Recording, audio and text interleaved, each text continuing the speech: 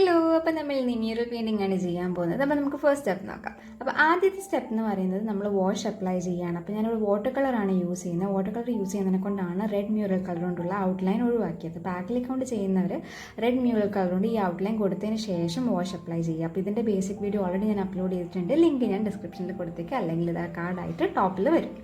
Okay, അപ്പം നിങ്ങൾ ഇതിനകത്ത് സ്മൂത്തായിട്ട് വാഷ് പോലെ, അത് വാഷ് എന്ന് പറയുന്നത് കംപ്ലീറ്റ് കളറിനെ നമ്മളൊരു ഡൈല്യൂട്ടഡ് സ്റ്റേജിൽ പൊസിഷനിൽ ഫുള്ള് നല്ല ഈവൻലി യൂണിഫോം ആയിട്ട് അപ്ലൈ ചെയ്ത് കൊടുക്കുന്നതാണ് വാഷ് എന്ന് പറയുന്നത്. അപ്പം ഇനി ഇതിനകത്ത് നമ്മൾ മ്യൂറൽ ചെയ്യുമ്പോൾ അല്ലെങ്കിൽ ഏതൊരു പെയിൻറ്റിങ് ചെയ്യുമ്പോൾ നമ്മൾ സ്കെച്ച് പ്രോപ്പർ ആയിരിക്കണം. അപ്പോൾ ഇതിൻ്റെ സ്കെച്ച് ചെയ്തിരിക്കുന്ന സ്കെച്ചിൻ്റെ ഇമേജ് ഓൾറെഡി ഞാൻ എൻ്റെ ഇൻസ്റ്റാഗ്രാം പേജിൽ അപ്ലോഡ് ചെയ്തിട്ടുണ്ട്. Avigna Sajeev.artwork എന്നാണ് ഇൻസ്റ്റാഗ്രാം പേജിൻ്റെ ഹാൻഡിൽ. അപ്പോൾ നിങ്ങൾക്ക് സൈഡിൽ കൊടുത്ത പോലെ ഞാൻ ഓരോ ഇമേജിൻ്റെ സ്കെച്ചും അതിൻ്റെ പെയിൻറ്റിങ്ങും കംപ്ലീറ്റ് ഇതേപോലെ പോസ്റ്റ് ചെയ്തിട്ടുണ്ട്. അപ്പോൾ നിങ്ങൾക്ക് അത് റെഫർ ചെയ്തിട്ട് സ്കെച്ച് റെഡി ആക്കിയതിന് ശേഷം ഈ വീഡിയോ ഒന്നും കൂടി കണ്ടു കഴിഞ്ഞാൽ നിങ്ങൾക്ക് പെയിൻറ്റ് ചെയ്യാൻ എളുപ്പമായിരിക്കും.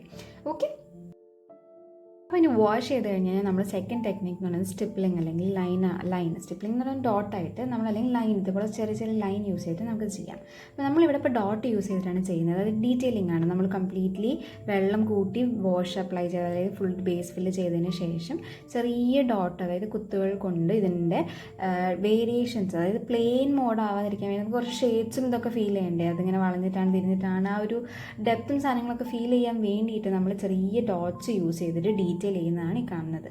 അപ്പോൾ ഇവിടെ യൂസ് ചെയ്തിരിക്കുന്ന ബ്രഷിൻ്റെ സൈസൊക്കെ ഞാൻ ഡിസ്ക്രിപ്ഷനിൽ ഇട്ടേക്കാം. അതാകുമ്പോൾ നിങ്ങൾക്ക് കുറച്ചും കൂടി കൺവീനിയൻ്റ് ആയിരിക്കുമല്ലോ ഏതാണെന്ന് മനസ്സിലാക്കാൻ വേണ്ടിയിട്ട്. അപ്പം ഇതിൻ്റെ ടിപ്പ് യൂസ് ചെയ്തിട്ടാണ് നമ്മൾ ഈ ഫുള്ള് പാറ്റേൺ ചെയ്തെടുക്കുന്നത്, ചെറിയ ഡോട്ടായിട്ട്. അപ്പം നമ്മൾ ചെയ്യുമ്പം മോസ്റ്റ്ലി ഇതിൻ്റെ സൈഡിൽ എഡ്ജസിലൂടെയാണ് ഡാർക്കായിട്ടും സെൻറ്ററിലേക്ക് ലൈറ്റായിട്ടാണ് വരുന്നത്. അപ്പം നമുക്ക് കുറച്ചും കൂടി എന്താ പറയുക ഹൈലൈറ്റഡ് ആയിട്ട് തോന്നും. അതിന് വേണ്ടിയിട്ട് ആ രീതിയിലാണ് നമ്മൾ ഇതിനെ ഡീറ്റെയിൽ ചെയ്തെടുക്കുന്നത്. ഞാൻ നേരത്തെ പറഞ്ഞ പോലെ തന്നെ ഇൻസ്റ്റാഗ്രാം പേജിൽ ഫോട്ടോയും പോസ്റ്റ് ചെയ്തിട്ടുണ്ട് കംപ്ലീറ്റഡ് ആയിട്ടുള്ള. അപ്പോൾ നിങ്ങൾക്ക് എവിടേക്കാണ് ഹൈലൈറ്റ്സ് വരേണ്ടത്, എവിടെയാണ് ഡാർക്ക് ആക്കേണ്ടതെന്ന് വല്ല ഡൗട്ടും ഉണ്ടെന്നുണ്ടെങ്കിൽ ജസ്റ്റ് അതൊന്ന് നോക്കി സേവ് ചെയ്ത് വെക്കുക, അല്ലെങ്കിൽ അതൊന്ന് റെഫർ ചെയ്തിട്ട് നിങ്ങൾ ചെയ്യുക. ഓക്കെ, അപ്പം തേർഡായിട്ട് നമുക്ക് യൂസ് ചെയ്യാൻ പറ്റുന്ന ടെക്നിക്ക് എന്ന് പറയുന്നത് ബ്ലെൻഡിങ് ടെക്നിക്കാണ്. അപ്പോൾ അതായത് നിങ്ങൾക്ക് ഇവിടെ ഡോട്ട് അല്ലെങ്കിൽ സ്റ്റിപ്ലിംഗ് ടെക്നിക്കോ അല്ലെങ്കിൽ ലൈനിൻ്റെ ടെക്നിക്കോ യൂസ് ചെയ്യാം. പക്ഷേ ഞാനിവിടെ യൂസ് ചെയ്ത് നിങ്ങൾക്ക് കാണിച്ചു തരാൻ വേണ്ടി ഞാനിവിടെ ബ്ലെൻഡിങ് ആണ് യൂസ് ചെയ്തിട്ടുള്ളത്. അപ്പം നമുക്ക് ചെയ്യാൻ കുറച്ചും കൂടി ചിലപ്പം മറ്റേത് കുറച്ച് ടൈം കൺസ്യൂം, കാരണം ഒരു ചെറിയ ഡോട്ട് ഇട്ടിട്ട് ചെയ്തെടുക്കണ്ടേ. ഇതാകുമ്പോൾ നമുക്ക് ഒറ്റയ്ക്ക് ബ്ലെൻഡ് ചെയ്തിട്ട് എടുക്കാം. എസ്പെഷ്യലി ഇത് വാട്ടർ കളർ ആയതുകൊണ്ട് കുറച്ചും കൂടി ബ്ലെൻഡ് ചെയ്തെടുക്കാൻ എളുപ്പമായിരിക്കും, അൺലൈക്ക് ആക്രിലിക്. ഓക്കെ, അപ്പം ഇവിടെ ജസ്റ്റ് വാട്ടർ കളർ ആയതുകൊണ്ട് നമ്മൾ ആ കളർ അപ്ലൈ ചെയ്ത് കൊടുത്തിട്ട് നമുക്ക് ലൈറ്റ് ടോൺ വരേണ്ട അല്ലെങ്കിൽ ആ ഒരു കളറിൽ വരേണ്ട സ്ഥലത്ത് നമ്മൾ ജസ്റ്റ് ബ്രഷിൽ വെള്ളം ഇല്ലാതെ ജസ്റ്റ് ഒന്ന് ഒപ്പി കൊടുത്തു കഴിഞ്ഞാൽ എന്താണ് അവിടെ കുറച്ചും കൂടി ലൈറ്റ് ടോൺ ഇതായിട്ടും ഷെയ്ഡായിട്ടും അല്ലെങ്കിൽ ആ ഒരു കളർ വാല്യൂലും സൈഡ് രണ്ടും ഡാർക്കായിട്ടും കിട്ടും. അപ്പം നമുക്ക് ആ ഒരു ഡിഫറൻസ് എളുപ്പത്തിൽ വരുത്താൻ പറ്റും. ആക്രിലിക് ആണെങ്കിൽ നമ്മൾ ബ്ലെൻഡ് ചെയ്ത് എടുക്കുക തന്നെ വേണം. അപ്പോൾ ഇതിൻ്റെയൊക്കെ വീഡിയോസ് ഞാൻ ഓൾറെഡി നമ്മുടെ ചാനലിൽ അപ്ലോഡ് ചെയ്തിട്ടുണ്ട് കേട്ടോ.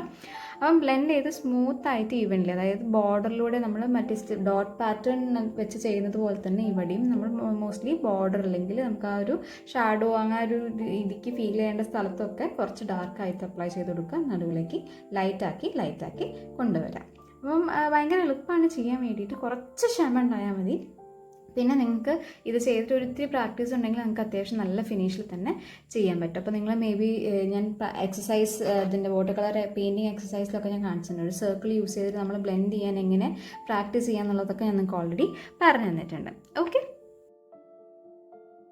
ഇനി ഞാൻ നേരത്തെ പറഞ്ഞ പോലെ തന്നെ നിങ്ങൾക്ക് ഇത് ബ്ലെൻഡിങ് അല്ലാതെ സ്റ്റിപ്ലിംഗ് അല്ലെങ്കിൽ ഡോട്ട് പാറ്റേൺ വെച്ച് ചെയ്യണമെന്നുണ്ടെങ്കിൽ ആ രീതിയിലും ചെയ്യാം. നിങ്ങളുടെ കംഫർട്ടബിലിറ്റി, നിങ്ങൾക്ക് ഏതാണ് കൺവീനിയൻ്റ് ആയിട്ടുള്ള ആ ടെക്നിക്ക് യൂസ് ചെയ്തിട്ട് ചെയ്യാം.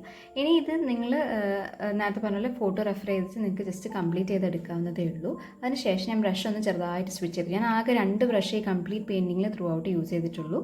ഒന്ന് സൈസ് 5 റൗണ്ട് ബ്രഷും ഒന്ന് സൈസ് ലൈൻ ആർട്ടിന് യൂസ് ചെയ്യുന്നത് 000 ഏത് ബ്രഷ് വേണമെങ്കിൽ നിങ്ങൾക്ക് യൂസ് ചെയ്യാം. അത് കഴിഞ്ഞിട്ട് ഇനിയിപ്പം മൈന്യൂട്ട് ആയിട്ടുള്ള ഈ ഫുള്ള് ബ്ലെൻഡിങ് സംഭവങ്ങൾ കഴിഞ്ഞ് കഴിഞ്ഞാൽ ഇതിൻ്റെ മെയിൻ പാർട്ട് എന്ന് പറയുന്നത് എന്താണ്, ഇതിൻ്റെ ഔട്ട്ലൈൻ കൊടുക്കുക എന്നുള്ളതാണ്. അപ്പോൾ ഇവിടെ ബ്ലാക്ക് യൂസ് ചെയ്തിട്ടാണ് ഔട്ട്ലൈൻ കൊടുക്കുന്നത്. ഇതേ ബ്രഷിൽ ഇതേ രീതിയിലാണ് നമ്മൾ ഫസ്റ്റ് സ്റ്റേജിൻ്റെ മുന്നിൽ റെഡ് മ്യൂറൽ വെച്ച് ഞാൻ ചെയ്യാൻ പറഞ്ഞിട്ടുണ്ടായിരുന്നു. അപ്പം ഇതേപോലെയാണ് നിങ്ങൾ റെഡ് മ്യൂറൽ വെച്ചിട്ട് സ്റ്റാർട്ടിങ്ങിൽ ആക്രിലിക് യൂസ് ചെയ്യുകയാണെങ്കിൽ ചെയ്യേണ്ടത് കേട്ടോ. അപ്പം ഇതേ സ്റ്റേജ് തന്നെ നമ്മൾ ആക്രിലിക് യൂസ് ചെയ്തെങ്കിലും ഉണ്ടാവും. പക്ഷെ ഞാൻ ആ ഫസ്റ്റ് പാർട്ടിൽ വരേണ്ടത് എന്താണെന്ന് ഞാൻ ജസ്റ്റ് മെൻഷൻ ചെയ്തേ ഉള്ളൂ. അപ്പോൾ ഇനി ഇതേപോലെ സ്മൂത്തായിട്ടൊരു പോയിൻറ്റ് ബ്രഷ് യൂസ് ചെയ്തിട്ട് കംപ്ലീറ്റ് നമുക്ക് ഔട്ട്ലൈൻ ഇട്ടെടുക്കാം. അപ്പം ഈ ഔട്ട്ലൈൻ ഇടുന്ന ചിലർക്ക് എന്താ പറയുക കുറച്ച് വരച്ചു ആദ്യമായിട്ട് ചെയ്യുകയാണെന്നുണ്ടെങ്കിൽ അപ്പോൾ അതിന് വേണ്ടിയിട്ട് നിങ്ങൾ ജസ്റ്റ് നിങ്ങളെ ചെറിയ വിരലിനെ ഞാൻ ചെയ്യുന്നത് നോക്കിയാൽ മതി. ചെറിയ വിരലിനെ പേപ്പറിന് സപ്പോർട്ട് ചെയ്ത് വെച്ചിട്ടാണ് കംപ്ലീറ്റ് ലൈൻസും സംഭവങ്ങളും ആഡ് ചെയ്ത് കൊടുക്കുന്നത്. അപ്പം ചെറിയ വിരലിൽ നമ്മൾ സപ്പോർട്ടായിട്ട് കൊടുക്കുമ്പോൾ എന്താണെന്ന് വെച്ച് കഴിഞ്ഞാൽ നമ്മളെ കൈക്ക് ഒരു സപ്പോർട്ട് ഉണ്ട്. അപ്പോൾ നമുക്ക് സ്മൂത്തായിട്ട് വരയ്ക്കാൻ പറ്റും. നമുക്ക് വേണ്ട രീതിയിൽ അതൊന്ന് ജസ്റ്റ് നമുക്കിങ്ങനെ ഒഴിഞ്ഞു തരും. അപ്പം അങ്ങനെ ആകുമ്പോൾ നമുക്ക് അധികം വരയ്ക്കാണ്ടൊക്കെ പോകും. നമ്മളിങ്ങനെ പിടിച്ചിട്ട് ഇങ്ങനെ വരയ്ക്കുകയാണെങ്കിൽ കുറച്ചിങ്ങനെ വരച്ച് പോകാനുള്ള ചാൻസസ് ഭയങ്കര അധികമാണ്. അപ്പോൾ നിങ്ങൾക്ക് ഇനീഷ്യലി ബിഗിനേഴ്സ് ആണെന്നുണ്ടെങ്കിൽ ജസ്റ്റ് ഇങ്ങനെ കൊടുത്ത് വരച്ച് കഴിഞ്ഞാൽ, അതും ഞാനിവിടെ ഇപ്പോൾ ചെറിയ സൈസിൽ ടേബിളിൻ്റെ മുകളിൽ ഇരുന്നിട്ടല്ലേ വരയ്ക്കുന്നത്. അപ്പോൾ നമുക്ക് കുറച്ചും കൂടി കൺവീനിയൻ്റ് ആണ് ഇങ്ങനെ വിരലിനെ ജസ്റ്റ് ഒന്ന് സപ്പോർട്ട് ചെയ്ത് കൊടുത്തിട്ട് വരയ്ക്കുക. അപ്പോൾ അങ്ങനെ നമ്മളെ പെയിൻറ്റിങ് തീർന്നിട്ടുണ്ട്. മ്യൂറൽ പെയിൻറ്റിങ് കംപ്ലീറ്റ് ഇനി ഔട്ട്ലൈൻ ഇട്ട് തീർക്കുക എന്നുള്ളതാണ് നമ്മൾ ലാസ്റ്റ് സ്റ്റേജ്.